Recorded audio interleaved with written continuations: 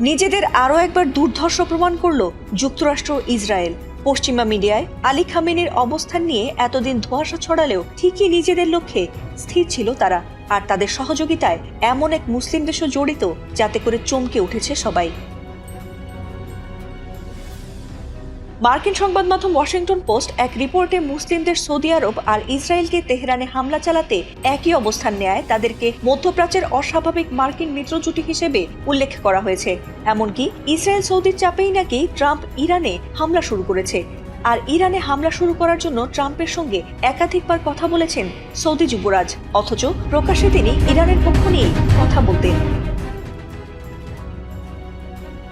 এছাড়াও new York টাইমসের এক প্রতিবেদনে বলা হয়েছে, ইরানের সর্বোচ্চ নেতা আয়াতুল্লাহ আলী খামেনি সহ কয়েকজন শীর্ষ কর্মকর্তাকে হত্যার আগে যুক্তরাষ্ট্র ও ইসরায়েলের মধ্যে ঘনিষ্ঠ গোয়েন্দা তথ্য আদান প্রদান হয়েছিল। এই অভিযান সম্পর্কে জানেন এমন একাধিক ব্যক্তি এমন কথা জানিয়েছেন। এছাড়াও মার্কিন কেন্দ্রীয় গোয়েন্দা সংস্থা সিআইএ বেশ কয়েক মাস ধরে খামেনির অবস্থান ও চলাফেরা নজরে রেখেছিল।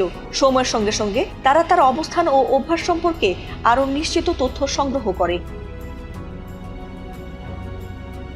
এরপর যুক্তরাষ্ট্র ও ইসরায়েল যখন ইরানে হামলার প্রস্তুতি নিচ্ছিল, ঠিক তার আগে সিআইএ তথ্য পায় যে শনিবার সকালে তেহরানের কেন্দ্রস্থলে একটি কমপ্লেক্সে ইরানের শীর্ষ কর্মকর্তাদের বৈঠক হবে, আর সেই বৈঠকে খামেনিও উপস্থিত থাকবেন। এই তথ্য যুক্তরাষ্ট্র ও ইসরায়েলের জন্য বড় এক সুযোগ তৈরি করে দেয়। তারা মনে করে এতে করে দ্রুত বড় ধরনের সাফল্য পাওয়া যাবে, আর তাতে ইরানের শীর্ষ কর্মকর্তাদের সরিয়ে দেওয়া এবং সর্বোচ্চ নেতাকে হত্যা করাও সম্ভব হবে। আর সেই তথ্য পাওয়ার পর আগের সব সূচি বদলে ফেলে তারা। প্রথমে রাতের অন্ধকারে হামলার পরিকল্পনা ছিল, কিন্তু শনিবার সকালে ওই কমপ্লেক্সে বৈঠকের তথ্য পাওয়ার পর হামলার সময়সূচি পরিবর্তন করা হয়। মধ্যরাত বা ভোরে না করে তারা সকালে হামলা চালায়। ইরান যুদ্ধের প্রস্তুতি নিলেও ইরানের শীর্ষ নেতৃত্ব নিজেদের সুরক্ষায় যথেষ্ট সতর্ক ছিলেন না, আর তাতেই খামেনির উপর নির্মম হামলা চালিয়ে তাকে শহীদ করতে সফল হয় ট্রাম্প নেতানিয়াহু।